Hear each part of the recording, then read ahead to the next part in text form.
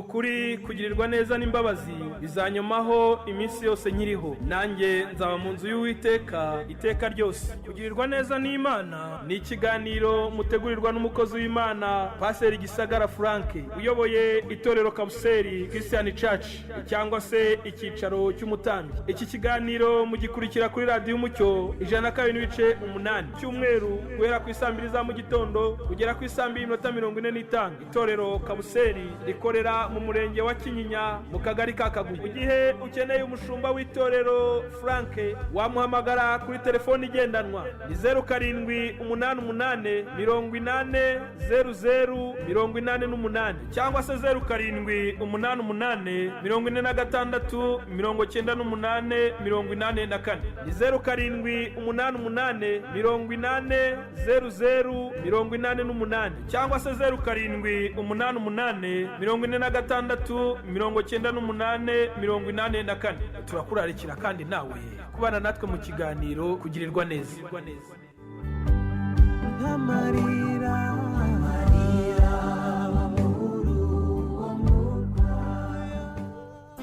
Haleluya. Yesu nashimwe cyane. Ndabasuhuje bwoko bw'Imana. Imana y'amahoro ibaho umugisha, kandi mbifurize kugira igitondo cyiza, igitondo cy'amahirwe, igitondo cyo guhura n'Imana.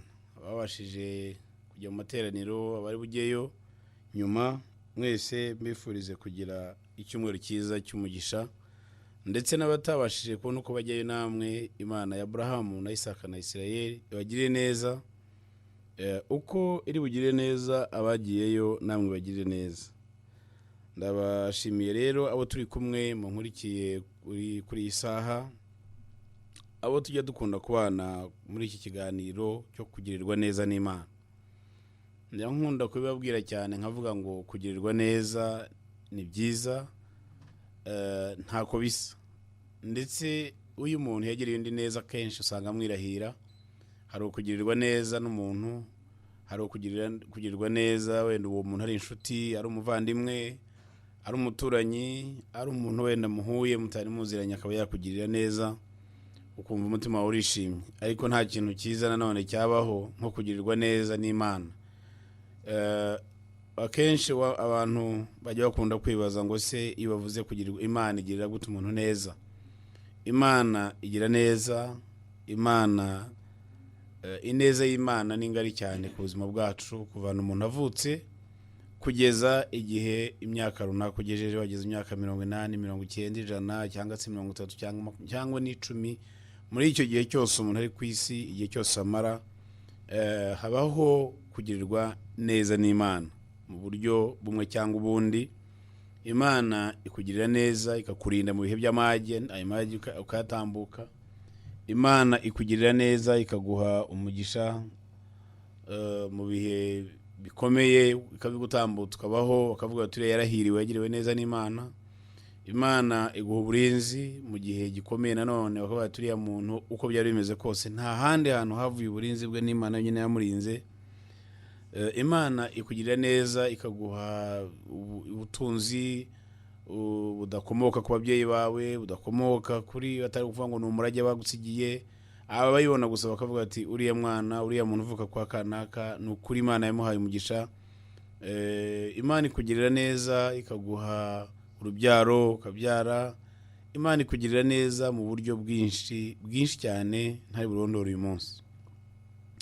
Uyu munsi rero tugiye kuganira ku kintu cyitwa igihe. Igihe Bibiliya iravuga mu gitabo cy'umubwiriza umunyabwenge umuhanga Salomo, Bibiliya iravuga mu gice cyawo cya 3 ngo Imana igenera ikintu cyose igihe cyacyo. Imana igenera ikintu cyose igihe cyacyo. Yesu nashimwe cyane. Iyo niyo jambo tugiye kuganiraho uyu munsi muri uyu mwanya dufite aha ngaha, ngira ngo tubiganireho. Aho rivuga ngo Imana igenera ikintu cyose igihe cyacyo. Rivuga ngo ikintu cyose kigenerwa igihe cyacyo, n'icyagambiriwe munsi y'ijuru cyose gifite umwanya wacyo. Yesu nashimwe cyane. Igihe tugiye kujya mu busobanuro bw'igihe, umuntu yabukwibaza ngo igihe ni iki? igihe ni ntago ndimo kubona neza ubusobanuro bwacyo uko nakisobanura kugira ngo cyumvikane, ariko ikintu iyo bavuze ngo muri iki gihe baba bagerageza kuvuga wenda se muri iki kinyejana, cyangwa se muri iyi generation y'aba bantu bariho, cyangwa se mu mwaka runaka, mu kwezi runaka, mu gihe iki n'iki, aho ngaho barimo bavuga igihe. Noneho hakabaho time, hakabaho na season. Nabyo mu kinyarwanda bisa nkaho bivugika rimwe byose, ariko mu zindi ndimi bigenda bitandukanamo. Rero kuvuga ngo ikintu cyose Imana yakigeneye igihe cyacyo, no kuvuga ngo buri kintu cyose, dufata urugero ku umuntu yagenewe igihe cyo kubaho, igihe cyo kuvuka, akazageza n'igihe cyo kuva muri uyu mubiri agataha. Biravuga ngo igihe cyo kuvuka n'igihe cyo gupfa. Habaho igihe cyo gutangira ishuri n'igihe cyo kurisoza. Habaho igihe cyo gukora n'igihe cyo kuva mu kazi ukajya mu kiruhuko cy'izabukuru. Habaho igihe cyo kubiba, hakaba n'igihe cyo gusarura. Habaho igihe, buri kintu cyose gikorwa kiba gifite igihe cyacyo. Imana irema isi, uburyo yubatsemo system y'isi, yashyizemo ikintu cyitwa igihe. Imana yo nta gihe igira kuko ntitura mu gihe, ahubwo yo ni nyiribihe, niyo yagennye ibihe, ni nayo irema ibihe. Iyo rero iki kintu cyitwa igihe ntago kireba. No kuvuga ngo Imana ntabwo igira itangiriro kuvuge ngo wenda iriho kugeza iki gihe, iriho by'iteka ryose. Yesu nashimwe cyane. Uretse Imana, ariko abantu ndetse n'ibintu n'ibindi byose bihari kuri iyi si bifite igihe cyabyo cyagenewe kubaho. Igihe cyabyo iyo kirangiye biragenda bivaho. Nta kintu na kimwe kuri iyi si uzigera ubona uvuga ngo ni ikintu gihari kitajya kirangira, kitajya gihinduka. N'imisozi igikurwaho. Si rimwe si kabiri twabonye imisozi ikurwaho kubera ibintu runaka bikenewe. Hari igihe mu musozi runaka wari hari umusozi munini, haza kubonekamo hakenewemo ko hazaca inzira y'ibintu runaka, wa musozi ukabona barawuhinze bawumazeho. Haba igihe habonekamo amabuye y'agaciro, bakawuhinga bakawucukura, bagaturuka hasi bakawurimura, umusozi ukazavaho. Ibintu byose muri iyi si bigira igihe cyabyo. Yesu nashimwe cyane. Wowe nkurikiye nagira nkubwire ngo ibyo bihe byawe urimo bifite igihe cyabyo, igihe byatangiriye n'igihe bizarangirira. Iyo rero Bibiliya ivuga ngo ikintu cyose kuri iyi si cyagenewe igihe cyacyo, abantu dutuye kuri iyi si miliyari ngira ngo zigera hafi mu 8, ubu nuvuga ngo twese, buri muntu wese aho ava akagera yagenewe igihe cyo kuvuka, agenerwa n'igihe cyo gupfa. Umuntu wese kuri iyi si, abe umukire wa mbere ku isi, abe umukene wa nyuma ku isi, buri muntu wese afite igihe kingana nk'icya mugenzi we. Igihe ni ikintu abantu bose banganya, kuko amasaha y'umunsi 24 niyo masaha y'umukire, nayo masaha y'umukene. Igihe ni ikintu wowe nk'umwana w'umuntu udafite uko wagihindura ngo gihagarike cyangwa ukihutishe. Igihe nta kintu na kimwe, nta mbaraga zose ku isi. Hari ibintu bibiri ku isi bitajya bikorwaho n'imbaraga z'umwana w'umuntu, bitajya bikorwaho n'ubwenge na tekinoloji n'imbaraga zindi zose ku isi y'Imana zihari zifitwe n'umwana w'umuntu. Ubundi ibindi byose barabigerageza, barakora, abantu bafite ubwenge, barakora ibintu byinshi bitandukanye, ariko hari ibintu bibiri byananiranye umwana w'umuntu adashobora kugira ikintu akoraho. Ni ikintu cyitwa impinduka n'ikintu cyitwa igihe. Ko impinduka ziza uzishaka utazishaka zikaza. Hari zizanwa n'ibihe, nanone hari zizanwa n'ikintu. Muri minsi ishize twabona ukuntu isi yose yari yahuye n'ikibazo cya covid, nubwo itangiye gusa nk'igabanya ubukana, ariko hahindutse ibintu byinshi abantu benshi batari biteze. Amato mu nyanja arahagarara, indege mu kirere zirahagarara, imodoka ku butaka zirahagarara, abantu bajya mu mazu barifungirana, abakomeye n'aboroheje bajya mu mazu barifungirana, umuti urabura, usigara ari gukaraba amazi gusa n'isabune. Umukire ukomeye agakaraba amazi n'isabune, umukene wanyuma agakaraba amazi n'isabune. Nuvuga ngo umuti wari umwe ku bantu bose. Ibintu by'impinduka ku isi igenda yihinduriza byo ntushobora kuzabirwanya ngo bishobore, kuko bizabaho iteka ryose. Ubishaka utabishaka bizabaho. Noneho hakaba ikindi kintu cyitwa rero igihe. Ubwo nuvuga ngo impinduka, change, hamwe n'igihe ni ibintu bikomeye udashobora kunyeganyeza, udashobora kugira icyo ukoraho nk'umwana w'umuntu. ibihe rero ubu none ahangaha wakwibaza utari ko se uyu noneho uyu mwigisha arashaka kuvuga iki ko ntarimo kumwumva neza. Ndagira ngo tuganire kuri iri jambo rivuga ngo ikintu cyose kigira igihe cyacyo. Imana yageneye buri kintu cyose igihe cyacyo.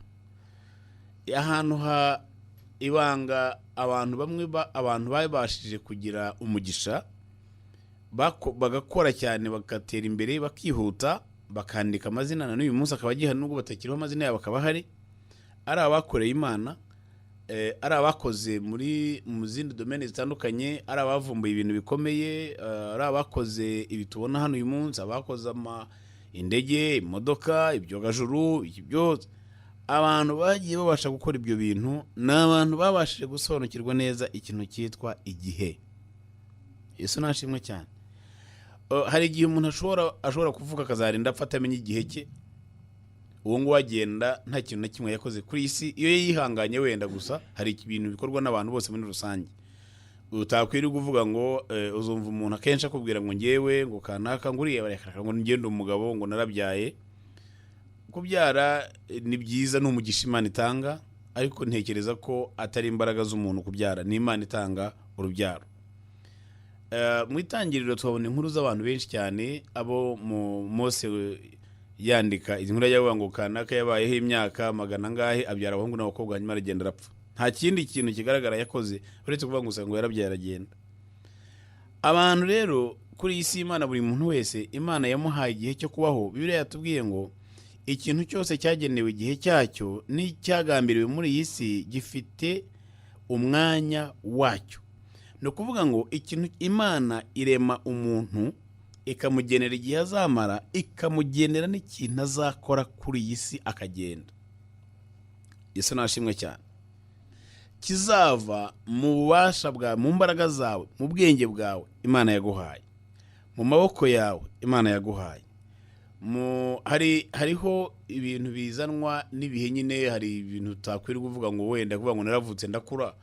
Gukura ntabwo ari we wikujije, iyo ni principle ya nature, ni ibintu bihari natural. Iyo umuntu avutse nyine urakura.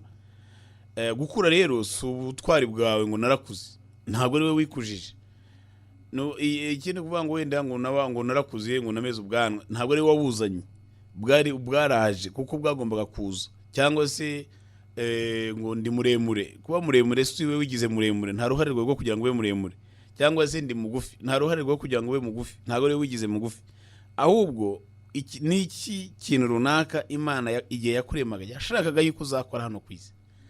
Ntabwo twaje ku isi kugira ngo ikindi nanone abantu bakunda kuvuga cyane, baravuga ngo uriya muntu ngo yarize nibyo, none uyu munsi arakora hanaha. Ariko se sincere iyo usesenguye neza usanga icyo Imana yakuzaniye ku isi gukora ari icyo ngicyo urimo gukora. Yego birashoboka ko Imana iyo baraguhamagaye ikakuzana ku isi kugira ngo uzabe umuganga uzajye uvura indwara zikomeye ukiza abantu bayo. Ishobora kuba yaraguhamagaye kugira ngo uzabe umucamanza uzajye uca imanza zitabera. Ibyo nabyo nibyo wayo urimo kubikora, waba urimo wuzuza umugambi w'Imana ku buzima bwawe. Ariko se iyo ubyutse mu gitondo, iyo witekerejeho, ibyo urimo ukora byose uhamanya n'umutima wawe, ese uzi neza wigeze uvugana n'Imana ikubwira yuko ibyo urimo gukora ari byo wahamagariwe gukora? Kuko niba hari ikintu kigoranye muri iyi si ni ugukora ikintu utahamagariwe gukora, ni ugukora ikintu kitari mu nshingano igihe Imana yakuremaga itashyize muri wowe ngo uzagikore. Iyo watakaje icyo kintu wagombaga gukora, usigara ukora ibyo abandi bakora. Ukavuga ngo ndakora ibi kuko nabakanaka barabikora, ndakora ibi ngibi kuko nabandi mbona babikora, ko mbona abandi babyuka bakajya guhinga nanjye ndajya guhinga. Ariko Imana yaraguhamagaye nk'umuhinzi, yakuremye nk'umuntu uzahinga. Cyangwa hari ikindi kintu runaka igihe Imana yakuremaga yashakaga. Yesu nashimwe cyane.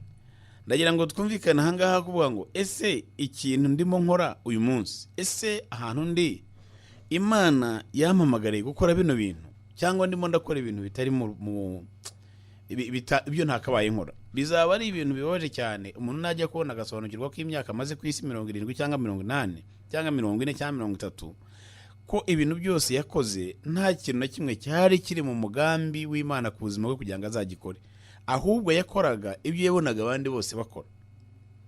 iyo utabashije kubaza neza, niyo mpamvu uribona no mu kazi, iyo abantu mu bigo bitandukanye harimo amadiparitoma atandukanye, buri bantu bagenda bagira ibyo bagomba gukora bitandukanye n'iby'abandi, ku buryo umuntu wese abyuka mu gitondo azi icyo ari bukore muri icyo kigo arimo.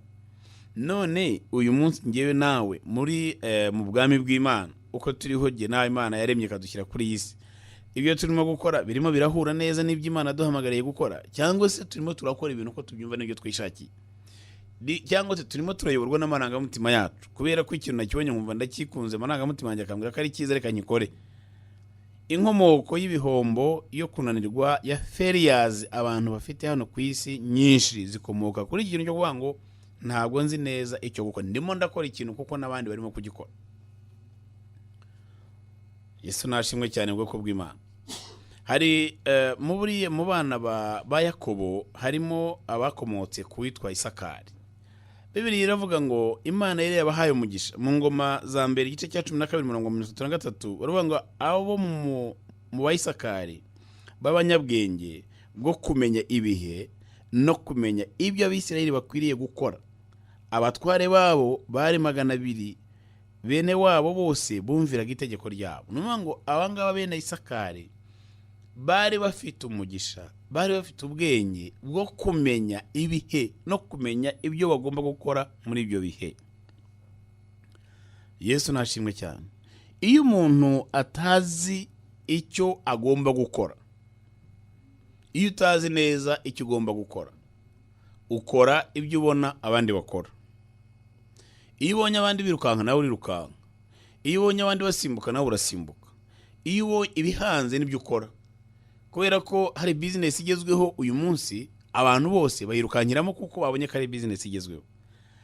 Manabaha urugero, murebe muri iyi minsi muri Kigali business hari business imaze kubona ihanze cyane, ahantu henshi urahajya, cyane cyane muri ahantu hatuye abantu benshi. Urasanga amaduka ajye akurikiranye ari nk'atandatu acuruza ibintu bimwe byose, zabaye za rika shop. Waba afite akarike ngo ari amaduka acuruza biriya bintu arimo araba menshi cyane.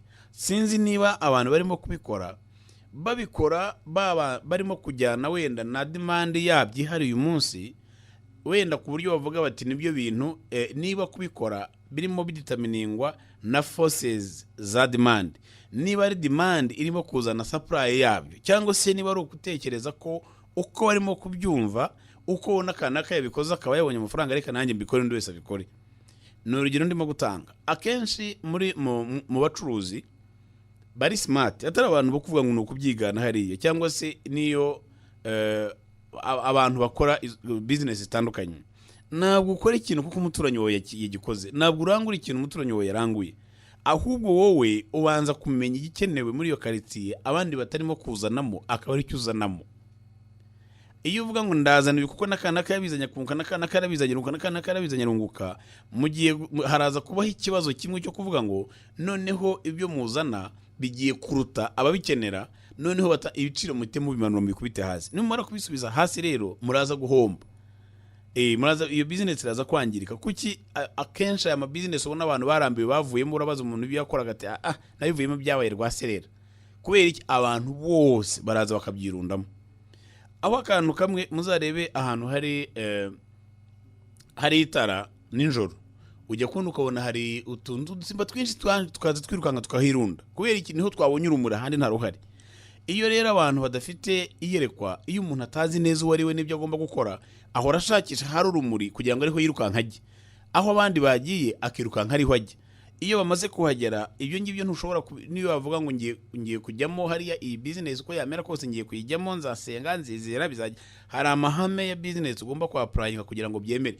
Nutabikora uko bigomba kugenda ntago bizemera, kuko nimuzana ibintu byinshi mwebwe ababicuruza kandi ababikenera ari bakeya, ni ukuvuga ngo supply yanyu is exceeding demand. Supply ni exceeding demand, rero ni ukuvuga ngo demand izagabanuka. Nigabanuka hazabaho iki? Kugabanya ibiciro. Niba gabanya ibiciro uzasanga ugiye gushyira ku giciro gitandukanye kiri wenda kigiye guhura n'icyo waranguriyeho, uwo munsi business zaba yasenyutse.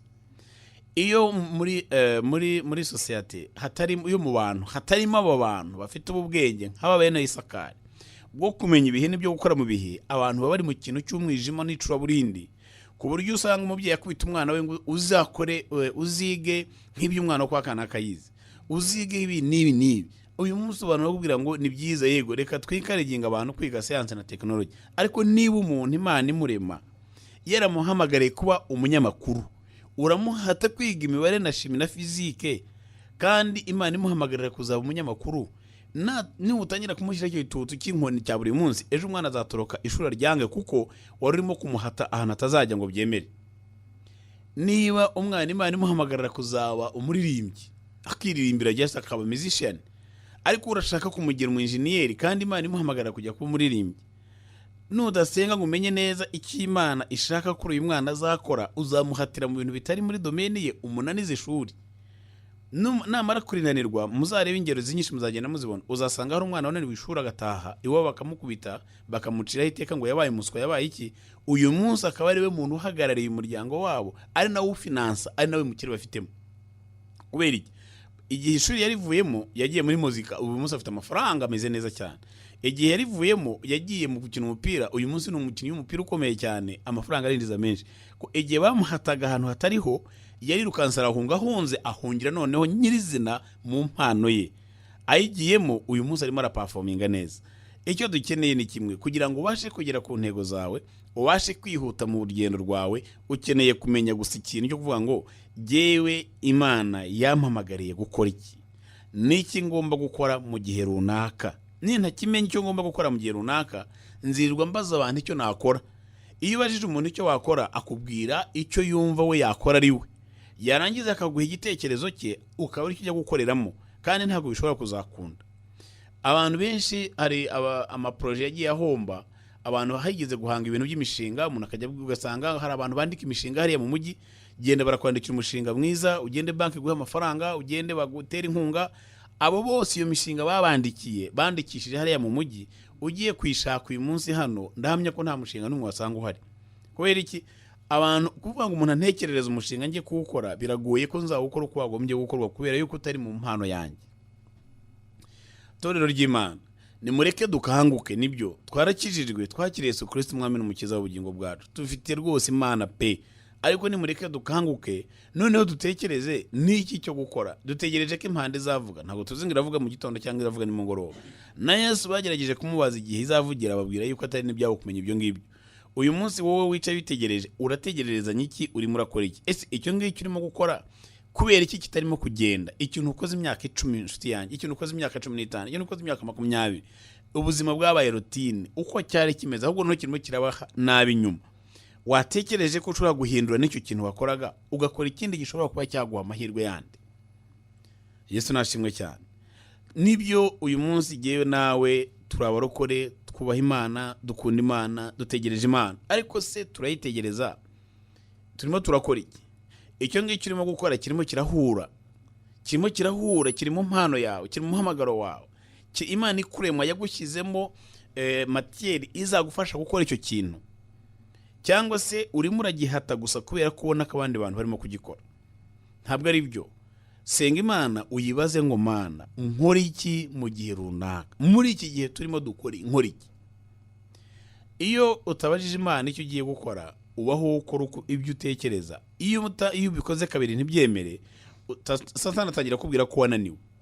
Noneho watangira kwigereranya n'abandi bantu mu bana muturanye, mwakuranye, mwiganye, wabireba ukavuga uti hano hantu harimo ikibazo gikomeye cyane, narananiwe, naratsinzwe, byaranze. Aho niho hava gutangira gutakaza ibyiringiro by'ejo, umuntu agatangira kuba mubi, ugatangira kwanga abantu, ugatangira kumva ko nta muntu n'umwe ku isi Imana ugukunda, nta no gukenera, nta kwitayeho, nta ugize gute. Kubera iki? Wacitse intege muri wowe, urumva nta byiringiro by'ejo gifite, byakomotse kuri bya bindi watekerezaga gukora, bya bindi wakoze bitari mu mpano yawe. Ibikomere dufite byinshi, cyangwa se abantu bagiye bacika intege cyane bikomotse muri iyi si y'umurimo yo gukora, byaragoranye kumva ko nabo ari abantu bafitinze muri society, ko umuntu yananiwe ibintu inshuro 2-3 atangira kumva ko atari umuntu, ndetse na Satani agatangira kumvisha yuko wowe utagombye no kuba ukinahara, ahubwo ni gute umuntu ananirwa iki, ukananirwa iki, ukaba wumva ugihari uri umuntu ufite ibitekerezo bizima. Aho niho hava kwiyahura, niho hava abantu kumva ngo umuntu yarabuze, yatorotse iki, yaravuze ati iyi karitsiye ntuyemo ibintu byose, butike zanze ari ebyiri, ngo moto irapfuye, biranze ibintu byose, ntacyo nyikora ahangaha. Aho yaciye bati se na bya bindi byaranze, yamara kumva abantu bamushyizeho iyo pressure, ejo wabyuka mu gitondo umuntu ukamubura, ukazumva ngo yaragiye ntituzi niyo yagiye. Kubera iki? Habayeho kuticara ngo ubaze Imana ngo Mana nkora iki, kinyereke Mana, kinyereke. Iyo Imana yakikweretse kirakunda. Iyo Imana yakubwiye ngo genda ukora iki, ibizi neza ko igihe yakuremaga wowe, kuko ariyo yakuremye kuzi, izi neza ko yashyizemo ibintu muri wowe bizabasha kugufasha gukora kiriya kintu kandi ukakigeraho. Biravuga muri Yesaya 46 umurongo waho wa 10 ngo Imana ihera mu itangira ikavuga ibizabaho igihe cyose. Yesu nashimwe cyane. Imana ihera mu itangiriro, mu itangira ry'ikintu, ikavuga ikizabaho mu bihe bindi, kuko niyo irema ibihe. Nabwiye ngo Imana yo ntabwo ituye mu gihe, ahubwo niyo irema ibihe. Ngo mpera mu itangira nkavuga iherezo, mpera mu bihe bya kera nkavuga ibitarakorwa, nkavuga ni imigambi yanjye izakomera, kandi icyo nzashaka cyose nzabikora. Yesu nashimwe cyane. Imana ihera mu itangira ikumenya utaraza hano ku isi, ukavuka ku munsi yagennye, ikakurinda mu bihe byose, ikurindira cya kindi uzakora. Iyo rero utagikoze, ugenda wararushye ku isi, waravunitse, ariko kandi umusaruro warabaye ubusa. Iyo udakoze icyo wagombaga gukora, ntabwo ntibikubuza gukora. Uzarebe iyo umuntu yayobye inzira, iyo wayobye ntureka kugenda, uragenda ugagera ahatambika, ukagera ahamanuka, ukagera ahumutse, ukagera hameze gute, ariko inzira urimo ntabwo ariyo. Kugeza igihe uzagerera ahantu ugatangira gushakisha ibimenyetso wibukaga muri wowe byarangaga ahantu wari urimo kujya, ukabona nta na kimwe urimo kubona, ahubwo wajya kubona ukuntu urabona ibitandukanye naho. Niba watekerezaga ko wenda ahantu wajyaga hari ahantu naciye, nahabonye amazu abiri y'amataje yegeranye, nahabonye hirya yaho nahabonye uruganda, hirya yaho wenda nahabonye ikibuga cy'umupira, wajya kubona ukabona ahubwo urimo uragenda ukabona ishyamba y'inturusu, warirenga ukabona wenda nk'amashuri.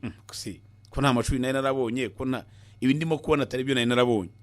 Aho ngaho niho utangira ngo nshobora kuba nayobye. Iyo umaze kubitekereza gutyo, niho handi utangira. Iyo ubonye umuntu hafi ugenda, uramuyoboza, ukamubaza uti yewe wandangira ahantu ndimo kujya naha, akavuga ati yo inzira wayitaye, subira inyuma ugende, cyangwa se wenda tambikira ugize akakuyobora indi nzira ubuze gucamo. Impamvu ubona abantu batayoboza muri uru rugendo rw'ubuzima bwabo, nuko aho bajya batahazi. Iyo wafashe igihe cyo gusenga Imana ukayibaza urugendo rw'ubuzima bwawe n'ibyo uzakora nuko bizagenda, iyo urimo ugera ahantu ukabona urabona ibintu bitandukanye n'ibyo wabonye muri rya yerekwa Imana yaguhaga, biguha umwanya wo kwicara ukavuga ngo nshobora kuba ibyo ndimo gukora iki cyerekezo nafashe atari cyo, kuko muri cya gihe nabonye ibi n'ibi, none ndimo ndabona ibi n'ibi bitandukanye n'ibyo nabonaga cya gihe.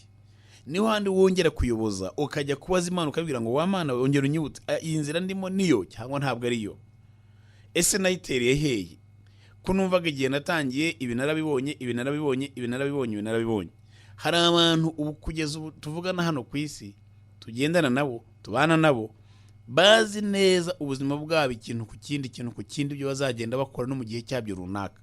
Nta handi hantu byakwiye, kuko nta mwarimu wabikwigishije, n'umwarimu nawe ashobora kuba ntabyo yarazi. Ntabwo si ibintu wabwiwe n'ababyeyi, kuko nabo ntibari babizi. Ni ibintu wivuganira n'Imana yakuremye hano ku isi. Ndagira ngo mbabwire mwe mu nkurikiye, igihe cyose utari wimenyereza kuvugana n'Imana yakuremye, ubana nayo ubuzima bwa buri munsi, ikurinda iguha umwuka uhumeka, ikurinda uryamye usinziriye, ikakurinda ibihe byose ku manywa na nijoro, ufite ikibazo gikomeye cyane. Wagombye kwimenyereza kumva ijwi ry'Imana no kuvugana n'Imana no kuyoboza Imana, kurenza kuyoboza abantu, kurenza kuyoboza ibitabo by'abahanga. Kuko uzasoma igitabo cy'umuntu uvuga ngo ngiye gukoresha amahame nk'ayo kanaka yakoresheje kugira ngo urugendo rwanjye ruzagende neza.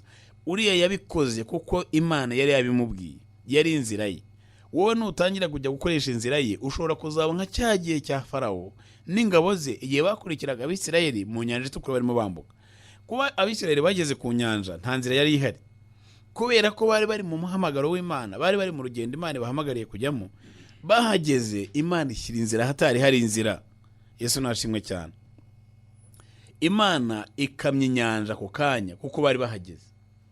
Bamaze kubona inyanja yakamye bacamo baragenda. Bageze barimo bagenda, Abisirayeli abanyegiputa baravuga ati ariko kumbe hantu habonetse inzira, reka natwe tujyemo. Bamanuka nabo bayirukankanamo babakurikiye ngo bagiye kubafata. Ariko biravuga ngo igihe Umwisirayeli wanyu uri inyuma y'abandi yarashinguye ibirenge mu mazi ageze hakurya, ni nacyo gihe umunyegiputa wari inyuma y'abandi yaragejeje ibirenge mu mazi nawe yinjiyemo. Bivuga ngo abandi bose bari bamaze kugeramo hagati, Abisirayeli bose bari bamaze kwambuka. Barangije ngo ya mazi arongera aregerana arabarengera. Nukuvuga ikibazo kirimo hangaha cyangwa se ikintu batasobanukiwe cya mbere, ntabwo bigeze bamenya ko iyo nzira y'Abisirayeli atari inzira y'abanyegiputa. Icya kabiri, ntabwo bigeze bamenya ngo ubundi ko nta nzira yahabaga, iyi nzira ihari igiye kuhaba mu gihe kingana iki, igiye kuhaba mu masaha ngahe, igiye kuhaba mu minota ingahe, kugira ngo ibyo ngiye gukora nanjye mbikore vuba na vuba, mbihuze na ya minota iyi nzira iza kumara hano. Kuko nutinda utazi umwanya iyo nzira iri buze kumara ukayijyamo ukibeshya ko ari inzira ihoraho kandi atari inzira ihoraho, uruzi ruraza kuzurira naho. Aya ni amakosa abantu bakora buri munsi. Kanaka yakoze ibi biremera nanjye ndabikora, ngomba kubikora ko Kanaka yabikoze. Kanaka yakoze ibi ngibi mbona birakunze kandi koko abantu bamukomeye amashyi baravuga ngo bravo felicitation, nanjye ngomba kujya kubikora. Akenshi iyo abantu bagiye umuntu ubaza umuntu ngo kubera iki ushatse ko ugiye gushaka, ni iki kikumotivatinze gushaka, kurubaza nk'umusore kugiye kurongora, ni iki cyakumotivatinze kugira ngo ujye kurongora, akakubwira ngo yewe ngo numvaga imyaka ibaye myinshi. Ni ukuvuga ngo impamvu nyamukuru yo gushaka ni imyaka ibaye myinshi. Tuvugishije ukuri, iyi ni impamvu nyamamvu yatuma umuntu ashaka. Wabaza undi ngo yewe ngo nabonaga abantu b'urungano rwanjye bose bamaze gushaka, ari igihe usigaye. Ni ukuvuga ngo impamvu muri we yuko agiye gushaka ni uko urungano rwe rwashatse. Iyi ngiyi ni impamvu koko bw'Imana. Warangiza weje ukajya kumva umugore arimo arakomplaininga ngo yewe ngo umugabo wanjye ngo ubona ari umuntu utari seriye, ngo ni umuntu uri responsible, ngo ntacyo ngubona ntacyo yitayeho, ntacyo na kimwe akora, abana baburaye ntacyo bimubwiye, bagiye kwiga ntacyo bimubwiye, bakoze devoir ntacyo bimubwiye, ibintu byose ubona ntacyo yitaho, nta nicyo binamubwiye. Ntacyo bimubwiye nyine kubera yuko no gushaka ntacyo byari bimubwiye, yabikoze kubera ko abona imyaka ngo yabaye myinshi. We yarimo arwana n'ikibazo cy'imyaka gusa. Ikindi yararimo arwana no kumva ngo generation yanjye abantu bose nakoranye nabo barashatse batazanseka. Niba iyo ngiyo batazanseka ariyo yari impamvu yatumye ajya mu rushako, uratekereza ko uyu muntu azagira urushako ruzima? Ntabwo bishoboka, kuko impamvu ze nazo ubwazo ntabwo zifatika. Niba rero impamvu z'umuntu zatumye ajya mu rushako zidafatika, ntutekereze ko urushako rwe ruzafatika. Aho ngaho waba ugiye kubyibeshyaho. Nubaza umuntu ngo kubera iki uri mu kazi, niki kikumotiva kuba urimo gukora kano kazi, naga numva no kwicara mu rugo bindambiye. Uratekereza ko umuntu wumvaga kwicara mu rugo bimurambiye azajya mu kazi ukamubonamo umusaruro watekereza kuzamubonamo? Kuko ikimumotiva we kugira ngo akore aka kazi nuko yararambiwe kwicara mu rugo. Inshuti z'umusaraba, ikintu cyose uzabona umuntu akora, uburyo agikoramo, uburyo cyitwaramo, uzabihuze n'impamvu yatumye akijyamo, uzasanga bifitanye impamvu ya hafi. Iyo umuntu arimo akora ikintu Imana yamushyizemo kimurimo akunze, afite passion yacyo, uriya muntu agikora neza cyane, agikora neza cyane. Niyo agenda, niyo aryamye arota inzozi zacyo, niyo akora ibintu byose abonye abibona abyerekeza muri iyo ango y'icyo kintu akunda kandi abona bamo. Ugiye guha umuntu akazi, uzajya ubanza unamubaze ko ibyo bintu ugiye kumubwira gukora bikunda. Umubaze utari ko hano dukeneye muko ntabure ko ntabiri turayikunda sincere, cyangwa wenda urayikora kugira ngo ubone ubuzima, ubone amaramuko, urabikunda. Nujya guha umuntu akazi ko kuragira inka, giwanze umubaze ko akunda inka. Niba adakunda inka wizimuha kuziragira, kuko naziragirira umushahara gusa ari umumotiva, ntabwo azaziragira neza uko yakaziragiye. Umuntu wese ukora ikintu, impamvu yacyo ituma ayikora ari impamvu iri aho ngaho nayo dafatika, ntuzamushake umusaruro ufatika, kuko n'impamvu imujyana gukora icyo kintu ntabwo ifatika. Yesu nashimwe cyane itorero ry'Imana. Nusanga umuntu ikintu runaka akora cyose icyo ari cyo cyose, iyo ubanza umubaza impamvu agikora, aragikora kuko agishaka, aragikora kuko agikunda, cyangwa aragikora kubw'amaramuko. Nagikora kubw'amaramuko ntabwo azagikora neza nk'uko yakabaye agikora, azagikora nyine kuko nta kundi yumva nta yindi shu afite, ariko arimo aragikora nyine nta kundi. Niyo mpamvu ubona abantu n'amabusiness uramaze ngo kuki business wayikoze ngo nabonaga abandi bayikora ikemera. Impamvu yo gutuma uyikora nuko n'abandi bayikoraga ikemera. Iyo umuntu yatangiye business akunda agakora ikintu yumva ashaka, niyo cyahomba kikava kuri 0 kikajya muri mwe, arakomeza akagikunda mpaka arakomeza akarwana nacyo kugeza igihe kizongera kikazuka kikabaho. Iyo bikubise abandi benshi bikubita gato bakirukanga bakabivamo, ariko haruvuga toya ntago nzakire ko ndagikunda. N'ikindi cyose nakora ntago cyampa amahoro kuko iki ngiki nicyo nkunda, numva ari cyo kintu nakora, numva ari cyo kintu nshaka. Mu gihe runaka wowe unkurikiye iga gukora ikintu runaka kijyanye n'ubwo buzima, kijyanye n'umuhamagaro wawe, kijyanye n'icyo wumva wifuza. Nagira ngo nanababwire ngo hari abantu wenda kugeza ubu ngubu bafite ikintu runaka yumvaga yakora ashaka kunze cyane, yumva cyamubera cyiza, ariko ukabumva muri wowe ufite sheke kugiye utagikoze. Kavuga nakundaga iki kintu ariko ngiye ntagikoze, ndashaje, imyaka iranjyanye, cyangwa se wenda nararwaye, cyangwa se nagize ubumuga runaka butuma narimo kugikora kandi naragishaka naragikundaga. Ufite abana uzasaba Imana uyibwire ngo wa Mana we iki kintu kuba kimpaye nkaba ngiye ntagikoze, wanyemereye akagira umwana wanjye ugishyiramo nkakimuganira akagikunda, hanyuma yarangiza akazagikora. Nagikora nzumva nishimye, nagikora nzumva ari giye ugikoze. Kubera iki? Numva ashaka ko nagikora. Igihe Dawidi yaragiye kubaka urusengero rw'Imana kumvaga bishaka bimurima bikunze cyane, Imana amubwira ngo Dawidi oya wirwubaka wowe, wirwubaka intambara warwanye ibyo wakoze oya. Noneho ahubwo uwo mugambi mwiza wari ufite, icyo gitekerezo cyiza wari ufite, wumva gushaka gukora, ngiye kugishyira mu mwana wawe Salomo, ari uzarwubaka. Yesu nashimwe cyane. Naye nabingwe ngo wowe iyo projet wumva gushaka, urwo ruganda wumvaga wakubaka washinga, ibyo bintu wumvaga wakora, wowe kukabona kubikora bitarimo bikunda, wasabye Imana ukayibwira uti wa Mana aho kugira ngo nzagene numva mfite isheke ko ntabikoze, wanyemereye mu bana banjye akazagira umwana uzabikora. Bipfa kuba byari byiza gusa, ntuzaraga umwana ibintu bibi. Niba uri umucuraguzi ngubwire ngo uzamusigira gucuragura, niba uri umurozi uramusigira kuroga, niba wangana uramusigira kwangana, niba ari inzika uramusigira inzika. Ndimo ndavuga ikintu cyiza, ikintu cyiza gifitiye societe akamaro, ikintu cyiza gifitiye ubwami bw'Imana akamaro, ikintu cyiza cyabishema ry'umuryango kitari ikimwaro cy'umuryango. Icyo ngicyo wumva wowe muri wowe ufite, wagitanze gitransferring ugihe ugijyane mu wundi muntu. Icyo wumva kikurya wumvaga wakabaye warakoze, wumva cyakabaye cyane n'abantu baganirire, ubabwira ibyo bintu. Numara kwibabwira ushobora kuzasanga harimo uzagifata akacyemera akacyumva akagitwara kandi akazagikora. Ushobora gusanga hari undi nawe umwana mu bana baho byari birimo bizabisabye gusa kubikangura kugira ngo nk'uko ubona ucyaginga telefoni irimo batiri, umuriro ugahita ujyamo ikongera ikabanza imigakora. Wasanga hari umwana uzacyaginga umushyizemo ibyo bitekerezo byawe, hanyuma nawe akazakora ibyo bintu. Shuti yanjye, ubwami bw'Imana turahari kugira ngo tubwagure mu buryo bwose, mu buryo bw'umwuka abantu bakizwe, mu buryo bwa finance abantu batera imbere, mu buryo bw'imibanire abantu babane neza, mu buryo bwa politike n'imiyoborere abantu bayoborwe neza. Ntago ubwami bw'Imana buhari ku kintu kimwe gusa cyo kuzura umwuka wera no guhanura no kuvuga mu ndimi. Tugomba kuzura umwuka wera tugahanura tukavuga mu ndimi, hanyuma kandi hakabamo no kwaguka ubwami bw'Imana bugaturwamo n'abantu bahindutse mu buryo bwa finance, imitungo bafite imitungo bameze neza. Ikindi cya kabiri bayobowe neza kandi babana neza, nta nzangano ziri mu bantu, nta matiku, nta ntambara. Kuko ni ibintu bijya bigorana kumvikana ukuntu mujya mubona kenshi kumva ngo abantu bagiranye ibibazo, abantu itorero ririmo intambara, abantu barwanya amatiku yabayemo. None se nituyagira hano hanze bizagenda gute? Nuvuga ngo abana b'Imana mu bwami bw'Imana, Yesu Kristo yaje kuvuga ngo twihane twitunganye ku bwami bw'Imana bwatwegereye. Ubutumwa yatuzaniye ni ubwami bw'Imana.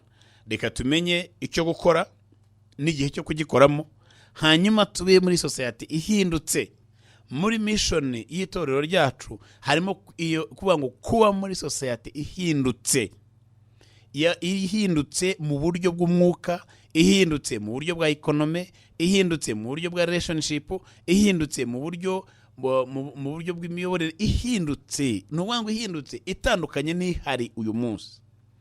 Dukeneye kubaka ubwami bw'Imana, dukeneye kwagura ubwami bw'Imana hano ku isi, ariko tukabamo duhindutse, turi abantu bazima mu mwuka, turamya Imana, dusenga Imana mu kuri no mu mwuka, tukabamo dukora dufite ubushobozi bwo kubaho no kubaho kandi neza. Api kuvuga ngo ntako ndashima Imana nubwo inzu yanjye iravana rayinyagirwa, ariko ndashima Imana. Yego shima Imana kitakugwiriye, ariko uvuge ngo iyi nzu iva ikeneye kusakarwa, ikeneye kwagurwa, ikeneye kuva kuri kuba ari icyumba na salo ikaba etage, uyisengero uyihanure uko igomba kumera. Hanyuma twicare hano dutegereje impanda turamya Imana, ariko uragira ngo byakoroha kuramya Imana maze kabiri utarya wa muntu w'Imana wabibuze, ataruvuga ngo wiyirije. Uragira ngo byakoroha kuramya Imana ukumva usabana n'Imana amadeni agukikije imbere n'inyuma. Uragira ngo byakoroha kuramya Imana ugasabana n'Imana ubona abana babirukana ku mashuri yose na school fees zabo. Ntabwo ibyo wakora ibyo byari ukubeshya no kujijisha, no kugira ngo wikarume ugakora self counseling gusa ukabwira ngo je ntacyo bintu nkwaye nubwo abana banjye babirukanye, ariko nta kibazo ndashima Imana. Sincere urashima Imana mu mutima wakuremo yasanga ushima Imana. Dukeneye kumenya, wowe kenera kumenya ngo ikintu Imana yanshyizemo niki nakora kugeza none kugira ngo ubuzima bwanjye bugende neza, niki nakora kugira ngo umwana nkomoka hagende neza, niki nakora kugira ngo ubuzima bwanjye buhinduke uko umuntu yaranze ejo uyu munsi nduhura vuye ngo uyu muntu yarahindutse. Toro ry'Imana ndayiramubwire ngo igakumenya ibihe, igakumenya icyo gukora n'igihe runaka, kuko igikorwa kwa mbere hari igihe atari cyo kizakorwa kwa kabiri. Hari abantu bari bafite ama business menshi atandukanye hano, ariko igihe yahindutse ntago babashije kumenya. Nabangero ku bantu bakoreshaga, abantu ba mbere bari bafite amahirwe yo kumenya za computer mbere, bakagira amasiberi cafe, bakagira ibiki. N'abantu bakoreraga hano bandikaga biriya imashini, bakoreshaga zira typing machine zaba ku mihanda, batapaga inzandiko, abantu bose basanga batonze umurongo barimo kubandikira. Igihe haje za computer bananiwe kwirukanka vuba kugira ngo bajye kwiga iriya system ya computer, bakomeze bamonopolizing rya soko bari bafite. Ahubwo bamwe barazinze baratata ibintu byaracitse byaranze, noneho bazanye utuntu, bazanye ibintu batangira kuzitoka no kuzikerensa, nyamara zari zije gukuraho bya bindi bakoraga. Iyo utabaye vigila business yawe, undi muntu uturutse hariya araza kayisenya, ayisenyesha iki? Afite interest strategy itandukanye niyo ifite. Yesu nashimwe cyane. Nagira mbabwire ngo Torero ry'Imana igakumenya ibihe, igakumenya icyo gukora mu gihe runaka, igakumenya icyo nzakora mu mwaka utaha gitandukanye n'icyo ndimo gukora muri uyu mwaka, kuko ibikenewe muri uyu mwaka bishobora kuba atari byo bizabikenewe mu mwaka utaha. Ibikenewe mu kwezi kwa 7 ntabwo ari byo bizabikenewe mu kwezi kwa 12. Nujya kurangura amakote y'imbeho n'imvura mu kwezi kwa 6 no kwa 7 ugiye kuyacuruza, uzayabika muri stock, azagurwa mu kwezi kwa 12 no mu kwezi kwa 10, ubera mu kwa 9 imvura yatangiye kugwa n'imbeho yaje, ariko azamara amezi yose muri stock. Nta muntu n'umwe uzaza kubigura agiye kubibika mu nzu. Kandi mu Rwanda igihe tugira cy'ubukonde, igihe cy'imbeho, abantu bazakenera kwifubika ari amezi. Menya icyo ugiye gukora mu gihe runaka, menya ibyo urimo utekereza n'imishinga ugiye gukora irahura gute n'ahuri. Yesu nashimwe cyane. Haleluya. Ndagira ngo mubwire ngo ubwoko bw'Imana nimureke twige kumenya icyo gukora mu gihe cyacyo. Ibyo yatubwiye ngo ikintu cyose kigenerwa igihe cyacyo n'icyagambiriwe, ikimana yagambiriye muri wowe kuzakorwa. Ndakwingiza nkuzabye imbabazi, ntuzemere kugenda nguve muri uyu mubiri utagikoze. Nubona hari impamvu runaka zabayeho zitazatuma ugikora, shakisha ukuntu uzagitransferinga kizajye mu wundi muntu, nibura azagikore. Nk'uko urusengero rwari muri Dawidi rwatransferinzwe muri Salomo, akaba ari urwubaka, uyu munsi rukaba ruhari.